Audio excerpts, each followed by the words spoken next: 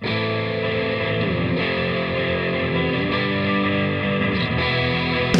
hundreds of years we brought you the news.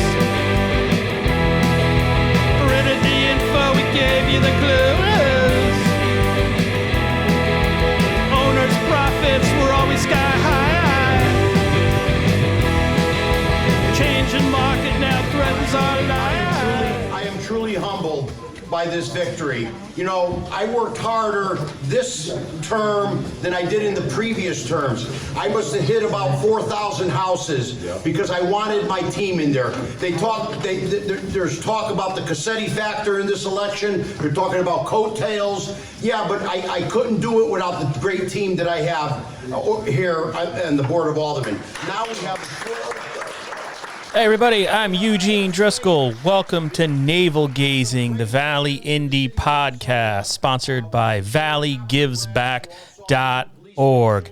And I am one of the people that's talking about Mayor David Cassetti's coattails. That's who you heard just now in that video clip or audio clip from a video clip that was captured by the Valley Indy on election night, which was a Tuesday, November 2nd. Mayor Cassetti was reelected for his fifth two-year term in Ansonia, although he didn't face an opponent this time around.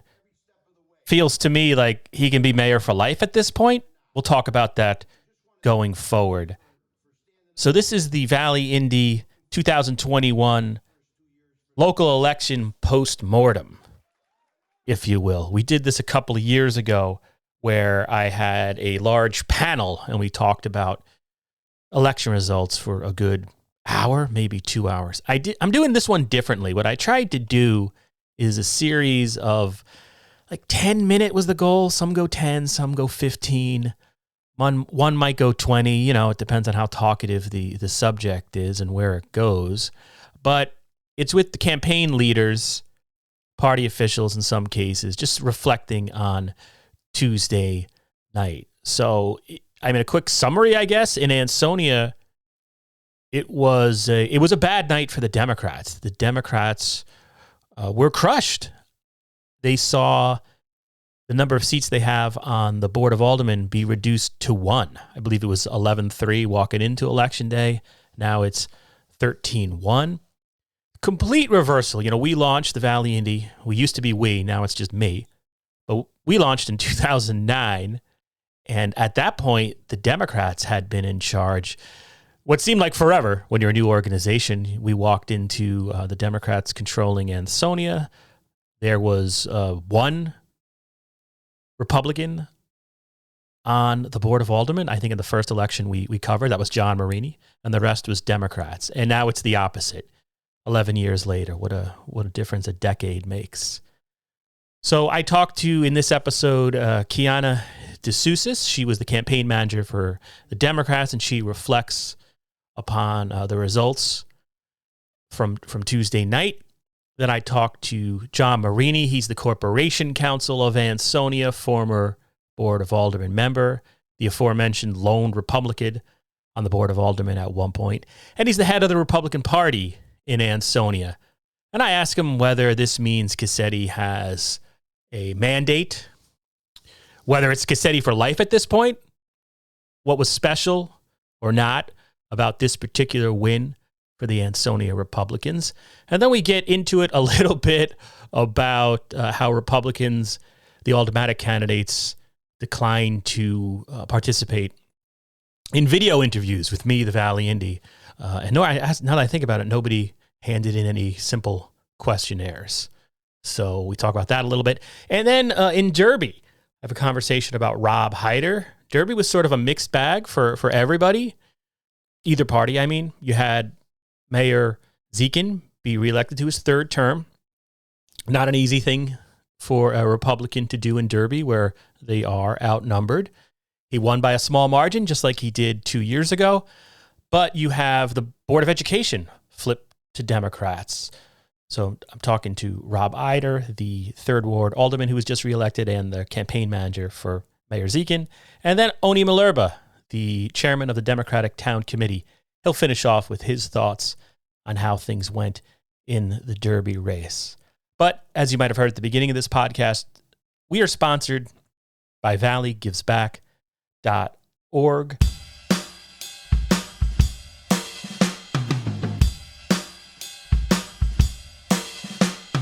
While giving back is always in season, now is a great time to plan your gift. Name a Valley nonprofit in your estate plan and create a legacy that tells future generations what mattered to you. With the planned gift, you have the power to impact the Valley forever without affecting your current lifestyle. Your action will inspire others to make a difference in their own way.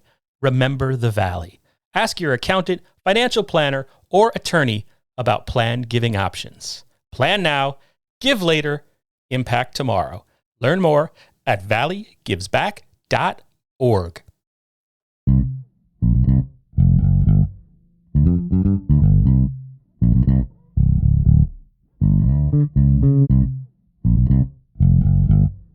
And I want to welcome to the podcast Kianna DeCiucis.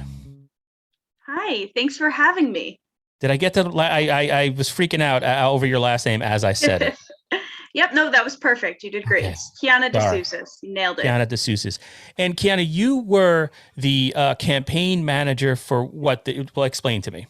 So I was the Ansonia Democrat campaign manager for this past election that we just had.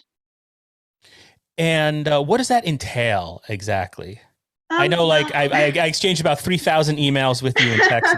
What's that entail? I know it's a dumb question, but. Well, I mean, it's not a dumb question. I think that nobody really knows what it entails until you're going through it.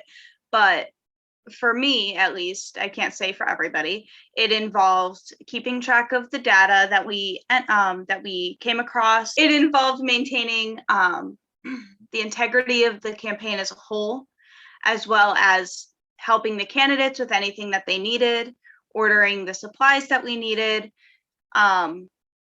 probably anything under the sun that we were doing, I had a hand in. And I sort of ask you that because last night, we're recording this the day after, less than 24 hours after polls closed, it was a rough night for Ansonia Democrats. There's really, I had sent a freelancer, Paul Sussman, who was like my first editor actually at a print newspaper in Danbury, and I was assuming he captured the moment correctly. I was impressed by your not fresh, but honest take on what happened. It struck me as honest. So what's the feeling like now the day after? I mean, it still feels pretty bad, but it kind of just is what it is. I mean, we worked hard, like I said to Paul, who was a sweet, sweet man. I told him, we worked hard. They must have worked harder. I mean it. Like, the support we had was strong. Theirs was stronger. The people who came out to the polls who voted the way that they felt they should. And I can't argue with that. The people chose what the people chose. And everybody has their right to vote. And the people who came out and did so with their own integrity. I know going into this, I was doing a lot of thinking about the Ansonia race on Monday night, getting ready and trying to send all the freelancers some background info and then list of names. And I was looking at 2019 results. And Mayor Cassetti, you cannot deny that how popular he is. And to me, playing the pundit, I looked at this race. Okay, this is his. Is Mayor Cassetti going to be mayor for life? This is really a test of his coattails because he had no opponent. There was no Democrat nominated to challenge. And I looked at some of the races and I thought, okay, 4th Ward Alderman Diane Stroman and Mr. Brown, that's a direct rematch of 2019, and it went to recount. So that's said to me, okay, maybe that's a race that the Democrats have in play. And then in Ward 5, where there was the rock crushing controversy, that seemed like, okay, maybe that was a one that the Democrats were targeting. So I'll just ask, like, did you think the Dems had a chance in those two wards? And what do you think not went wrong, but what happened there? So I think that we had a race in plenty of wards. I thought previously to yesterday. I thought that we had very strong candidates in the first ward, John Federin and Gary Farrar Jr. They hustled and they worked and they knocked and they met plenty of people who we interacted with. Fourth ward, Diane Strauman is an amazing woman with plenty of accomplishments, very strong as a representative. So I just, a lot of things that happened threw me for a loop. Even second ward, Bill Phipps, he was on the board. He's currently on the board, got beat yesterday. These are all strong people. The fifth ward, David Rhodes and Brian Perkins, they worked, they worked. They met with the residents, they heard their concerns, they supported them. I'm not sure what happened, what turned. There was a giant social media presence from Team Cassetti, not always positive. And I think that potentially had an impact. I'm not sure. I don't know what went through the minds of the voters when they went to the polls. But at the middle school where the fourth and fifth ward residents go to vote, I know that Mayor Cassetti was present all day with the people on his team who were running. And, that could have an impact on it too. His presence there, he is running unopposed. We didn't have a mayoral candidate this year. There's a lot of different factors that could have been an impact, maybe not have had an impact. It's kind of hard to say. I do stand by that we had very, very strong people running for this term, and the people have spoken, and that's kind of just where it sits. And then I'll just ask this last question, and then I'll just ask you if there's anything else you wanted to add. Of course, hindsight being 2020, but do you think, had the Democrats put up somebody for mayor, it might have made a difference in either way? Yeah, I could say that it might have made a difference. I don't know if the response would have been positive, negative. We're not sure.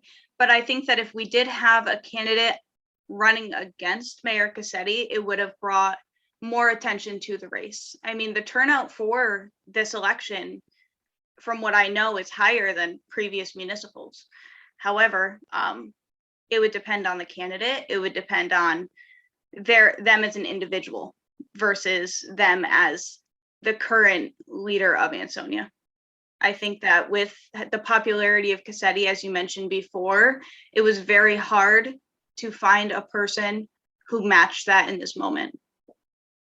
And then I know I said that would be my last question, but I'm also interested in, I think this was the first campaign you were actively, you were up for public office yourself. Yes. I don't know was this all a new experience for you? I'm trying to get out of my mouth. It was. I've always been involved with politics personally. I've always been passionate about the people and the people being heard and represented. But this was my first time being involved in a political campaign. I was the campaign manager. I took it on as my own responsibility. I joined the DTC for Ansonia in April, and come the time of the election, I kind of just got to jump on things. I was like, all right, let's get this prepared. Let's get that prepared. And they were like, hey, you're the campaign manager now. And I was like, all right, let's do it. So, I'm pretty passionate. I'm very dedicated. And I think that that's the kind of person we needed to run a campaign. And then in terms of going through the experience and that loss, is it something you're going to stick with? Because I guess what could happen, what I've seen happen, because I've covered local news for a while. You'll see a party sort of everyone kind of goes there. It's almost like it goes underground for a couple of years. The people are saying I've family, job, I need to attend to other things. Because obviously when you run for public office, you put yourself out there in so many ways, right? Both good and bad. Is this something you'll stick with, you think? You never know. I am a dedicated person. I love the party. I love representing the party in this capacity, but I don't know where I'm going to be come the next election. The next municipal. I know next year, we have the state elections, and that'll be interesting. but I would like to stay involved as much as I can. It does take a Okay. lot out of you to be involved to this capacity, and everybody has a personal life that they kind of put aside. I know our team did, and I'm sure the other team did as well. So I think that you do need to take a little bit of time to recuperate, repair what was lost, and come back a little stronger next time. Okay. Well, those are all my questions. Is there anything else you wanted to add that I didn't touch upon? I would just like to thank everybody who ran, whether it be on our ticket or on the other ticket. I did go over last night and congratulate the other party on their success. But everybody did work very hard, and I think that should be recognized as well. Okay. Well, I want to personally thank you for the assistance you did in helping to like coordinate those interviews that I did with the aldermanic candidates. So I do appreciate your time, and thank you so much for taking the time the day after to talk to me. So thank you and good luck to you. Thank you so much. I hope you have a great night. Thank you.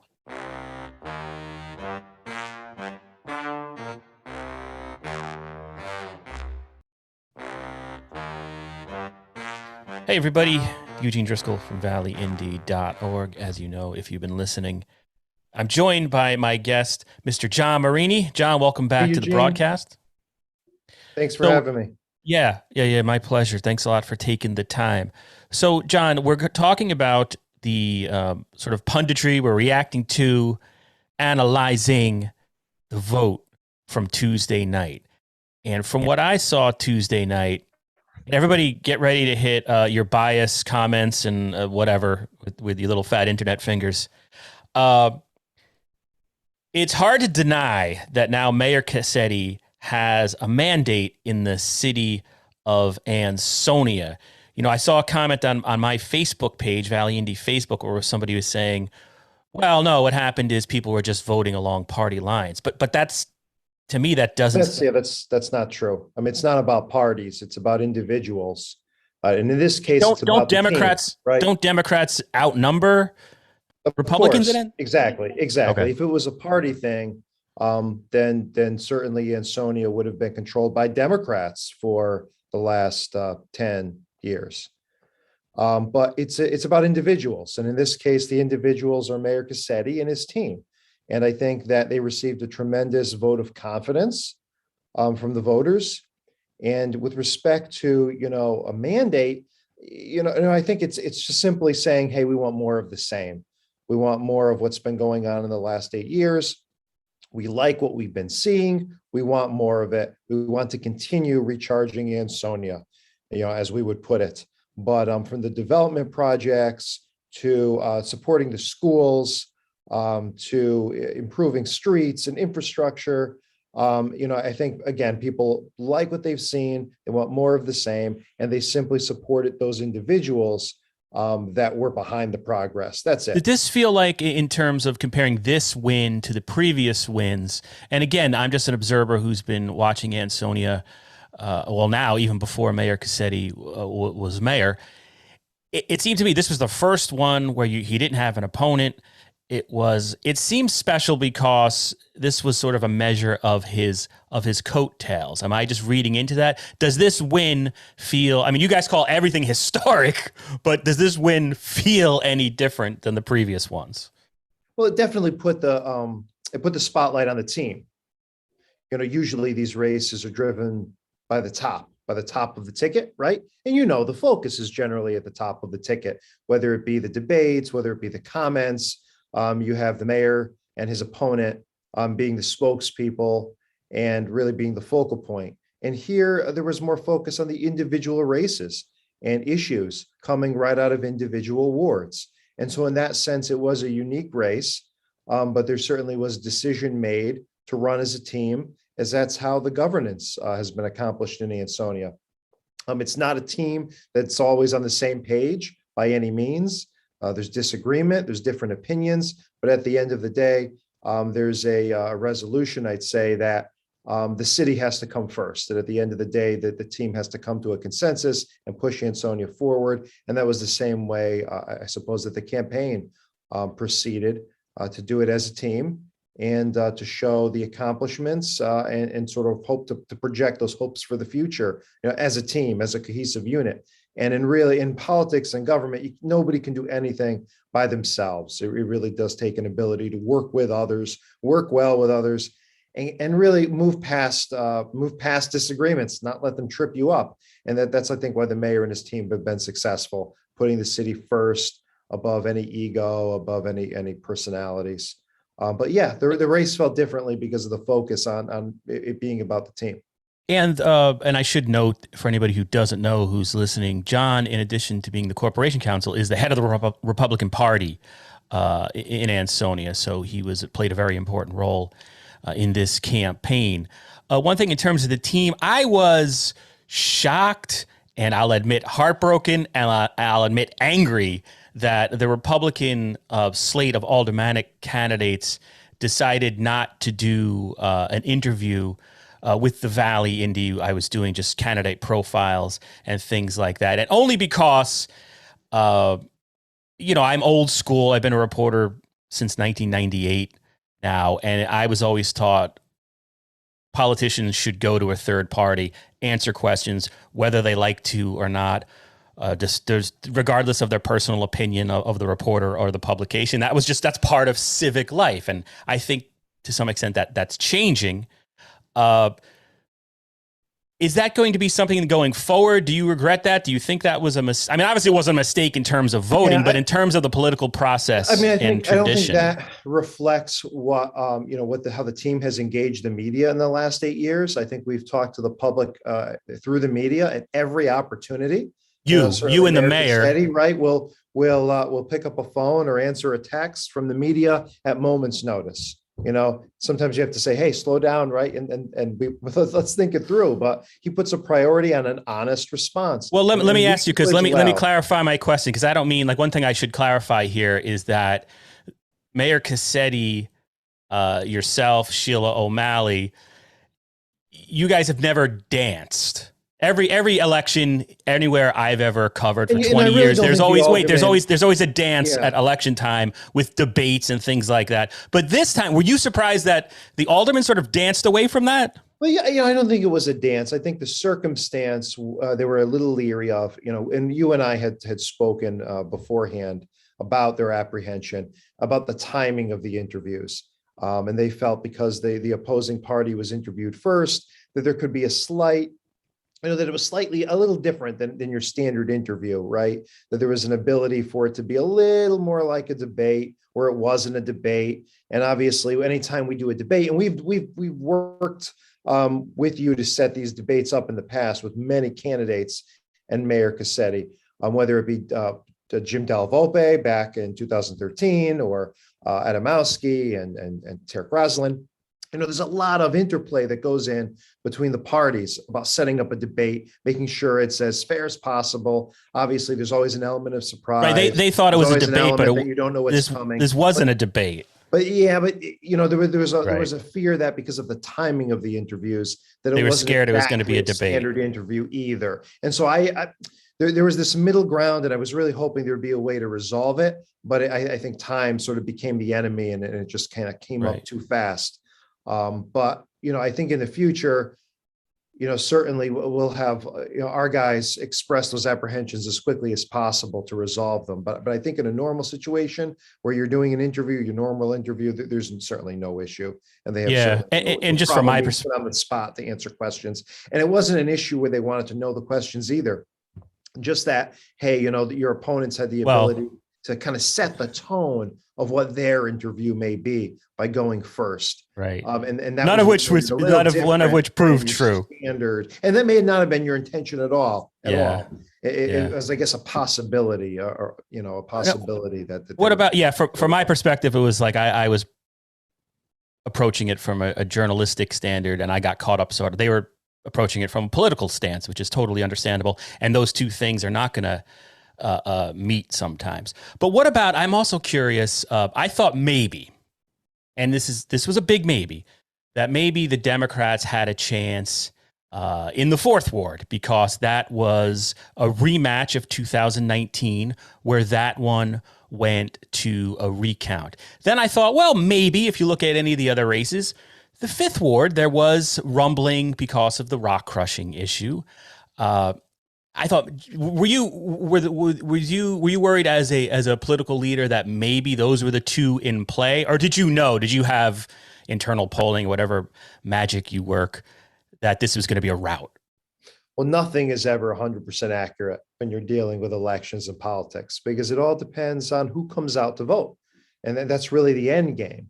And so I think the team felt very confident, simply because of what had been done over the last 8 years, and because of really the connection that exists between the candidates and the voters. But when the mayor's not running opposed, you really wonder, and what's the turnout going to look like? Certainly, I was involved in a similar situation back in 2011, when I was running on the Republican ticket, when our party did not field a candidate against Mayor Della Volpe. And the turnout changed as a result.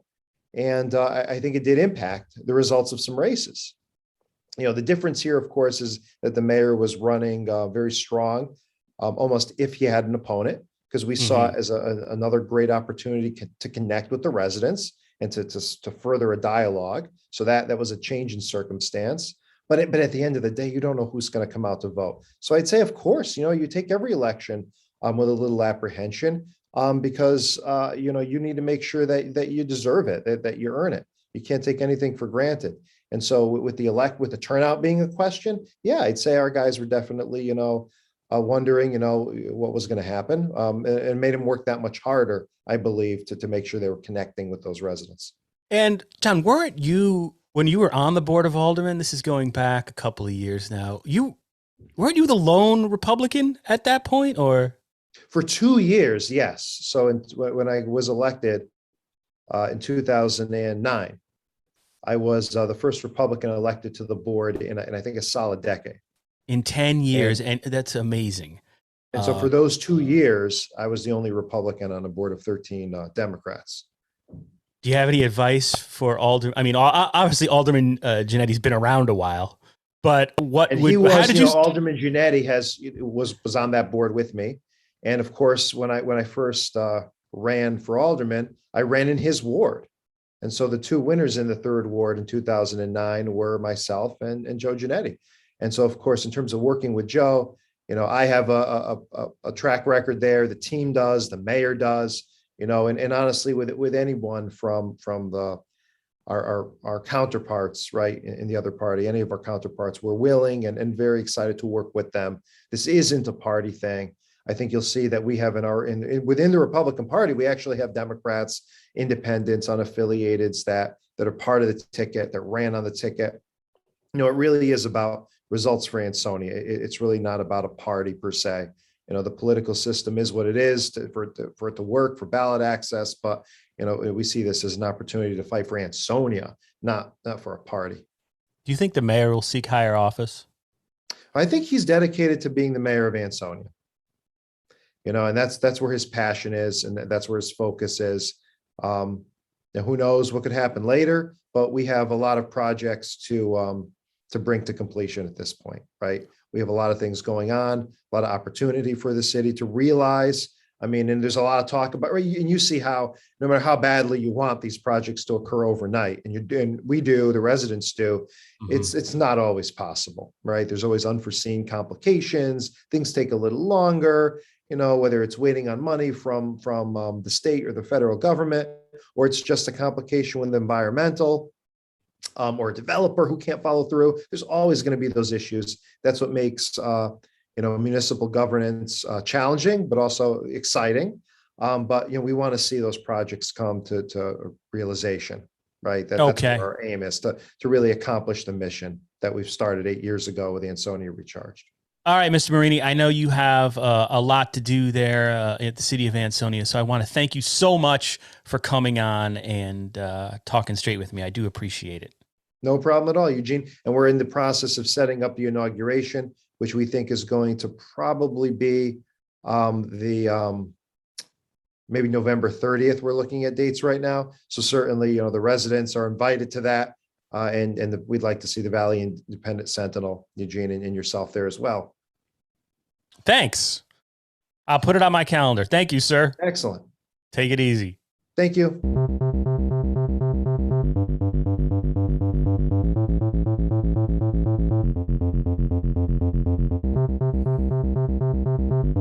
Hey, it's Eugene Driscoll again of valleyindy.org, continuing the Valley Indy 2021 postmortem analysis. And joining me is the manager of Mayor Rich Dziekan's successful re-election campaign, Mr. Rob Hyder. Hey, Rob. Hey, Eugene. Thanks for having me. Yeah, no problem. Thanks for coming on with absolutely no notice. Rob was also re-elected to the Board of Aldermen, where he represents the 3rd Ward in Derby. Right, Rob? Correct. That's correct. Yeah.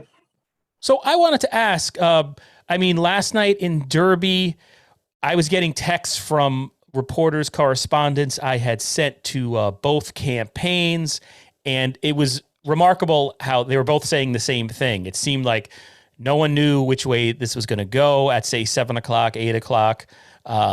Quiet, tense with the descriptions I was getting from Jody and Gene Falbo Sosnovich. So what was last night like for you?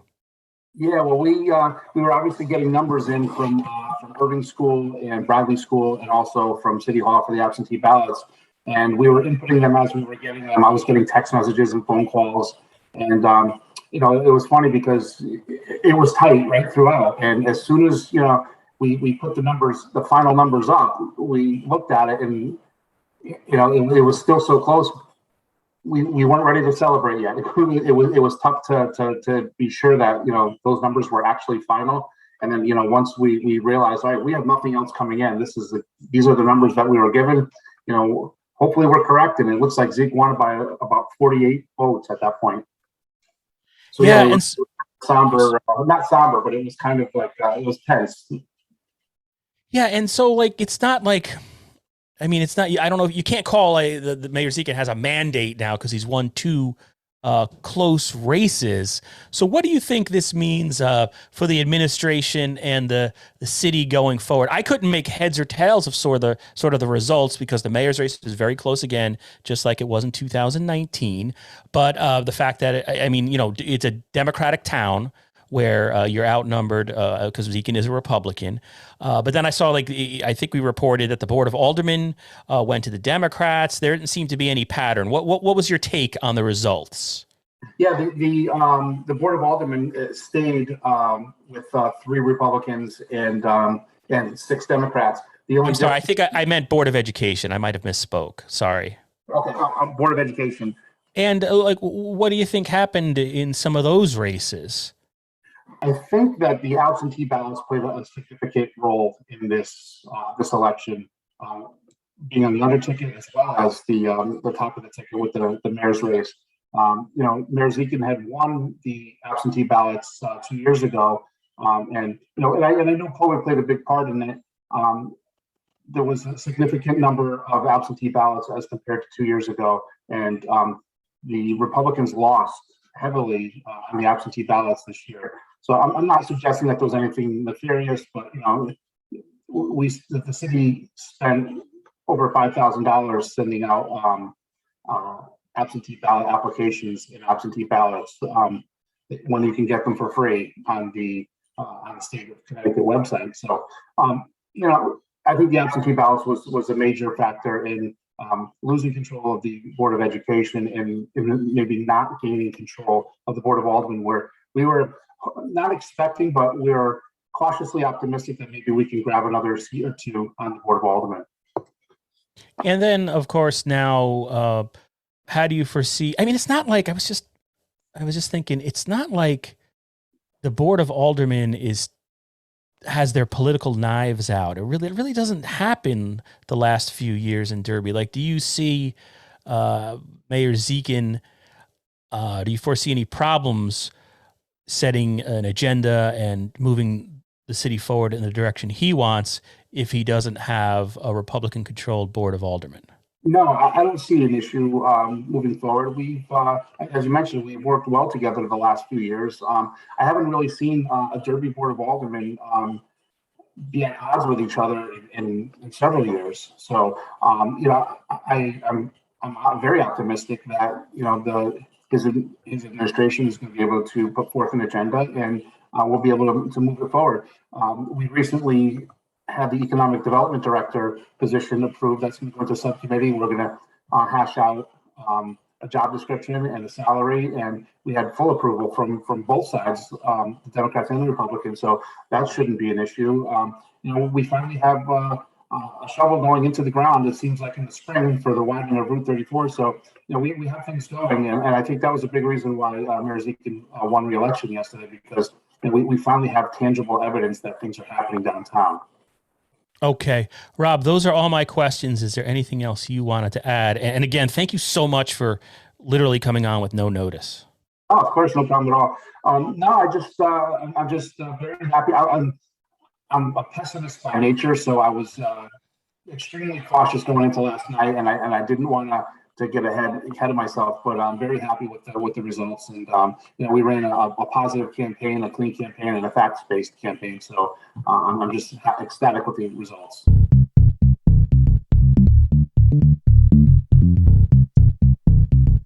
Okay, so yeah, if you've been listening for like 45 minutes now, you know who I am. I'm Eugene Driscoll of valleyindy.org.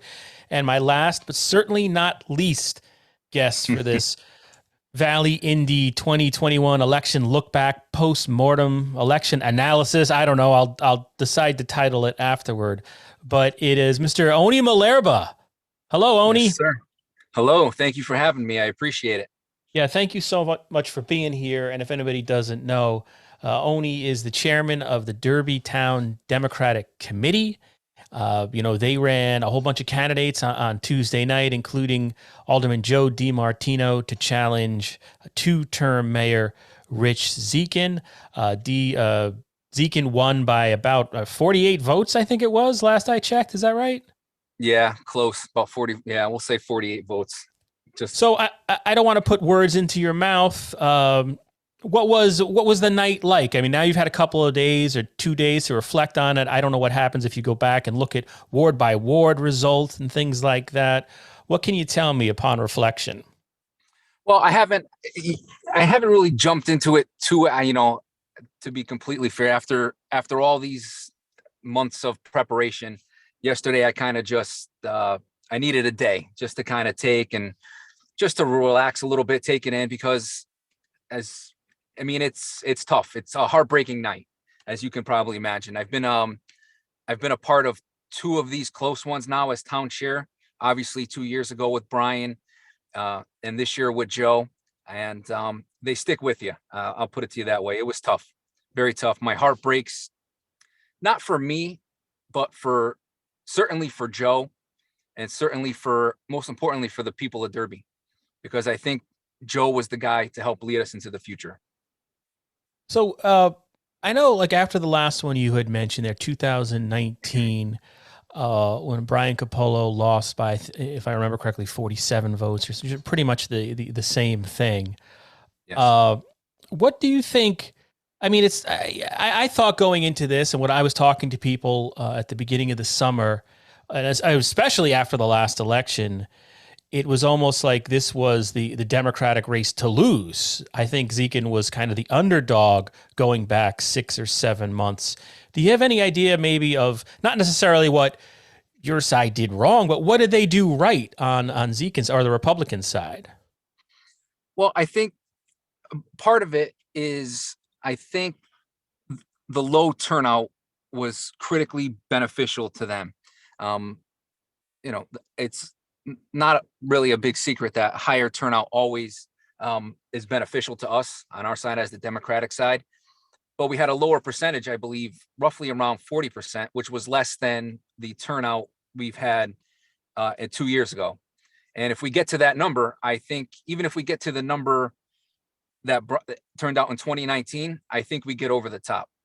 And, that I think that was one of the major factors, because Joe put in the work. We all put in the work from top to bottom, from the top of the ticket, from Mark Garfalo to Maria. I was obviously out there knocking on doors to slate. And, I think we came up just a little short. And I think, when you look at the numbers, that was really one of the biggest determining factors in the outcome. I haven't really read anything on the statewide races. I'm just like reading headlines. I'm like your typical Facebook user. I'm just reading the headline and looking at pictures, not actually delving into any of these stories. But I mean, the immediate, I don't know if it's spin is the right word, but it seems like it was a good night for Republicans across the state. Is that sort of true? I guess, well, now Bobby Valentine lost, but elsewhere, was it a good or bad night for Democrats overall? Do you know? I'm completely ignorant. I like I said, I try not to get too much into the national, to the larger picture, but yeah, it was not a great night. I mean, it was an okay night for us. Whenever, you have an opportunity to win a mayor's race, for example, for Derby, and you lose by 40 votes, 50 votes, it's never a good night. So, one thing I saw on Twitter, the Valley Indy, I have a Twitter account. And I think it was Chris LaRoque there, the Derby Democrat, who started one of the Facebook groups there. But he had added me after I put the winner out there, and he saw like the tally was pretty much the same as it was in 2019. And he's like, "Hey, where are these 7 people that changed their minds?" So kind of a funny one-liner out there. But I mean, okay, so we're talking about unfortunately for the Democrats, from your perspective, Joe DiMartino didn't get elected, but it wasn't like the Democrats got walked over or it wasn't like in Ansonia where you saw dominance and the gains that the Democrats made, what little gains they made in 2019 by picking up 2 additional ward seats on the Board of Aldermen. They lost those on Tuesday night, Ansonia Democrats in Ansonia. But you did, I mean, how else, what's your impression of the rest of the race or the rest of the slate? I'm glad you asked that, because I think besides Joe's race, we've actually had a very good night, I believe. The top of the ticket did well. We obviously maintained control of the Board of Aldermen, and we flipped over the Board of Education. Now, obviously, it's always nice. You want the big prize at the top, but that's something to be, looked at and taken seriously. Because the aldermen themselves, and aldermen and alderwomen, you can make the argument that here in Derby, they at times really have more power than the mayor. The Board of Aldermen here are very, very powerful. And the Board of Education as well. I mean, the Board of Education, they have a lot of money in their budget, and it's a very powerful, very important board. And then you look at the other people at the top of the ticket, Mark Garfalo, who has just dedicated years of his life to service for Derby. I mean, I can't say enough about him. Obviously, he got reelected to a 4-year term, and I was very happy that Maria won at treasurer. And that's Maria Conlon, if any listeners aren't Maria aware. Conlon, yes. So, I'm sorry, I interrupt you. Go ahead. No, go ahead. I just think, and I also do want to point out that we did get some newer people on these boards as well, which I think is nice to see, a nice fresh face from now and then, to see some of these new people get elected. I think that was a very, very positive thing to see, like Melissa Mongillo and Samantha Bergen and Roberto Santos, people that really haven't been involved. Samantha has been involved, but they really haven't been involved, and they made the decision to get involved, and they got elected. So I think that's a good sign. I thought personally the Board of Education was surprising because, I don't attend BOE meetings regularly, but I read the minutes and I try to keep tabs. And it's not, you've seen, we see some of these school boards and some of these races in Connecticut and across the country sort of delve into these national debates and I don't want to say craziness, but unpleasantness. So I don't get anybody calling me a bias or anything like that. You don't see that on the Derby Board of Education. I at times, like when I was filling out the responses that I sent out to all the candidates, I was like, I didn't know off the top of my head who was a Republican and who was a Democrat, which I see as a positive. But it did flip. Do you have any idea why that happened? It wasn't like there were any major issues getting people to vote Democrat for the Derby Board of Education. I think when you have when you run quality candidates, the people know that, the voters know that. And I think they knew that, you know, that these candidates that they elected are going to be able to take care of business, because it's about the kids. At the end of the day, the Board of Education is about the kids. So, and they knew that these people, you know, they picked the best, in my opinion, the best people. You think name More recognition, qualified were they candidates. all, were your Board of Ed candidates more well known in the community? Because I don't know, as I live in Derby, but I'm sort of an outsider. Was this, It could be. I mean, listen, to say that doesn't play into it, you have to be fair. I think at some, specifically at the local level, I mean, I think there's some truth to that. Being more well known, it definitely helps. I mean, it doesn't, obviously it's not going to hurt you, but yeah, I think that that contributed a little bit. But I think, you know, for example, Melissa Mongillo, I should say, because there's two now Melissas on the Board of Ed for us. You know, she came back home and made the decision to get involved. You know, she wanted to give back to the community, and people know that, like, people respect that. So I think, yeah, I thought she had, I think the day of the election, she put something in like the Derby, like the informal Derby community group.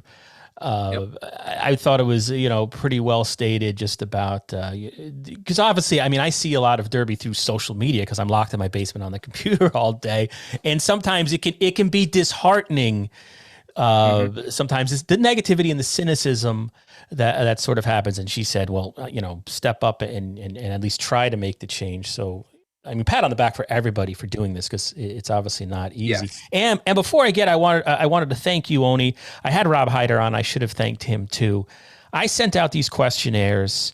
It's something I had never done before. I had done it when I was at Print Papers, and it was always like a nightmare, and you didn't want to do it because you have to go process all those and lay them out and blah, blah, blah. I mean, it was like 99% of the candidates in Derby filled those things out. And I just want to say thank you, because, you know, I thought that said, and it wasn't like they took their campaign literature and copied and pasted it. It was like every candidate in Derby actually said something personal. So I mean, as a voter, I valued that. You know, hearing Rich DiCarlo, it's not your side, quote unquote, say something nice about his wife and kids in there, and seeing the background of a Samantha Bergen. I didn't know that. And Sarah Wadomski and things like that. Yep. I thought it was great. So I just wanted to say thank you to you and Rob Hyder for doing that.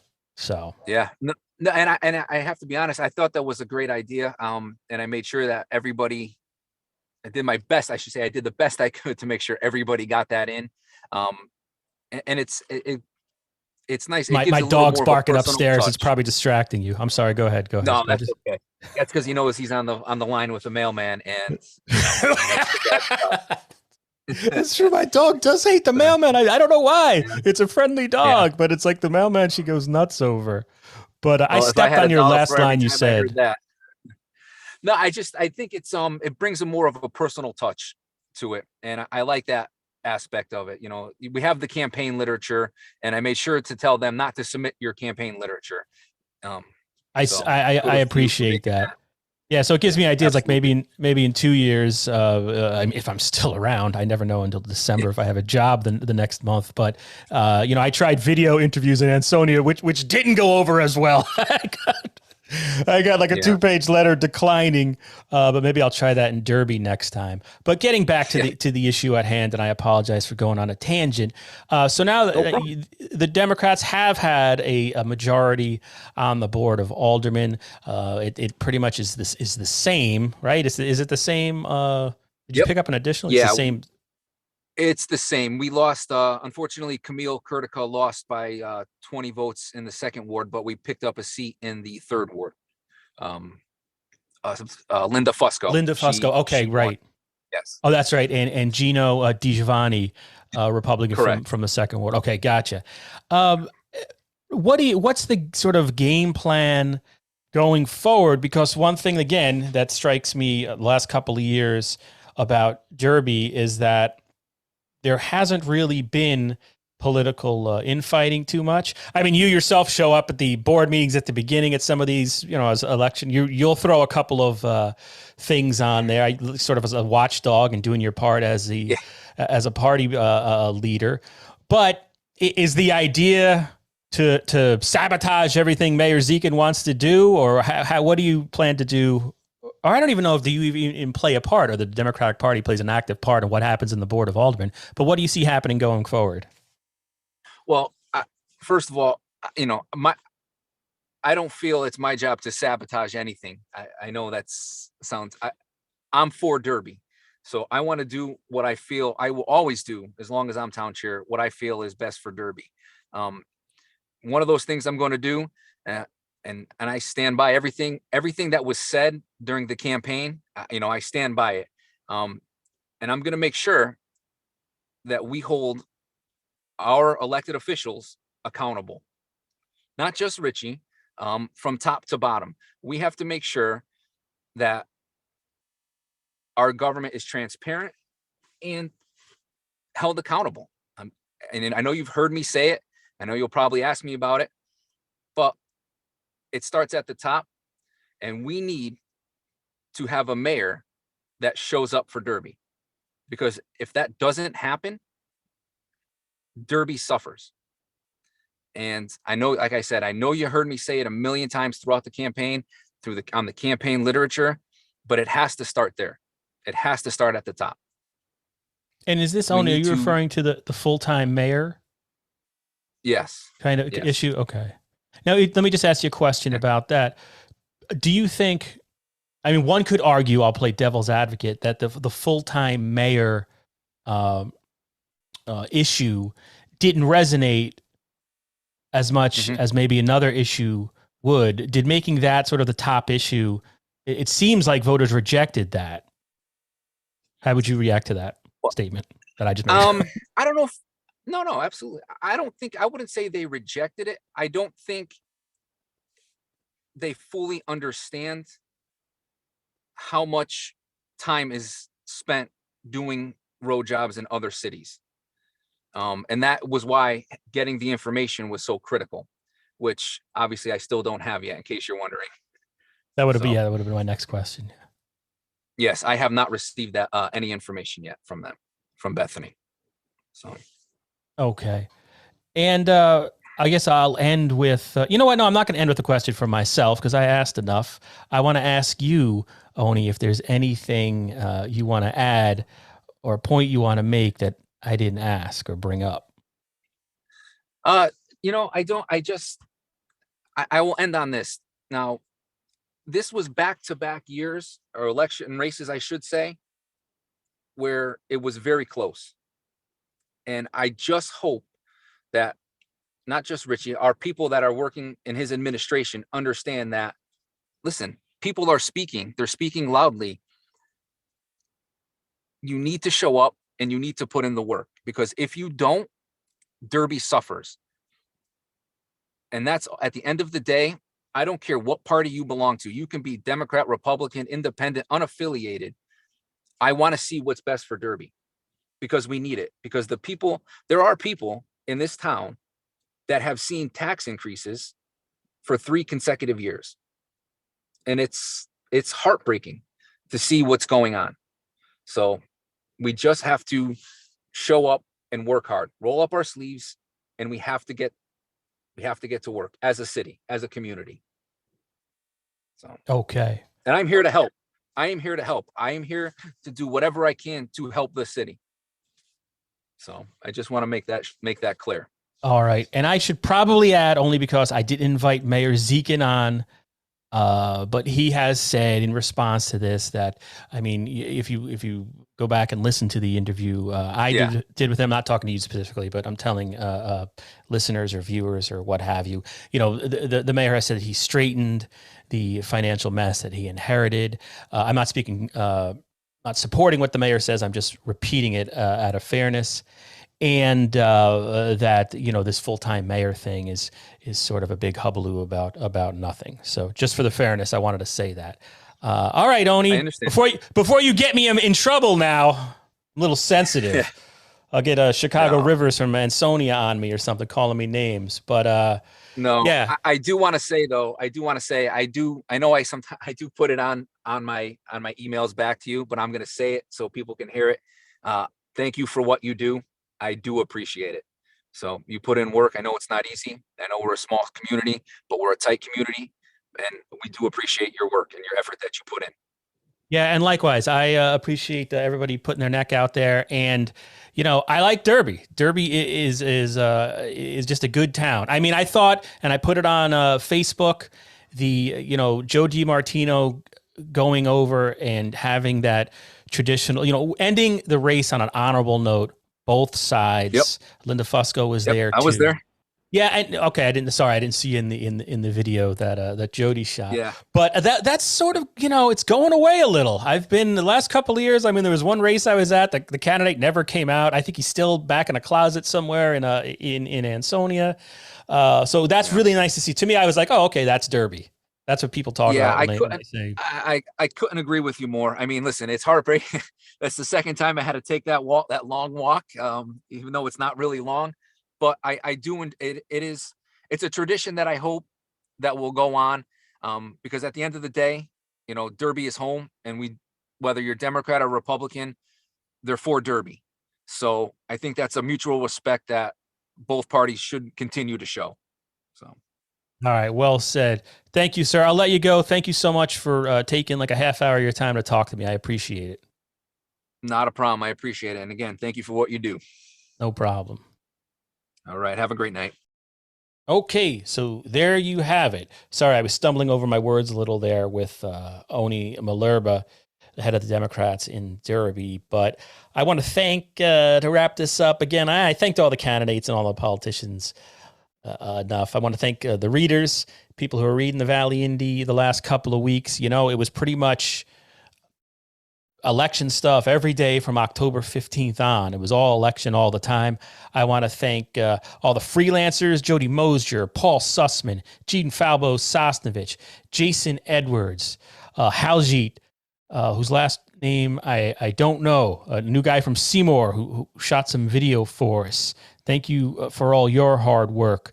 I was proud of the Valley Indy performance on election night. We got you stories, we got you results, we got you videos, we got you photos, we got social media updates constantly. That hasn't been done locally before to that level and using the internet in that way. And I'm proud. We may not have 3 employees like we did in 2012. I don't know how long Valley Indy will be around, but we accomplished that. Gosh darn it. So without further ado, I'm going to shut up. Here ends the coverage of the municipal elections in Seymour, Ansonia, and Derby in 2021. Or does it? That's right, ladies and gentlemen. Next week, my guest making a return to the podcast after a long self-imposed exile, Kurt Miller, former Seymour First Selectman. See you then. I gotta stop the recording.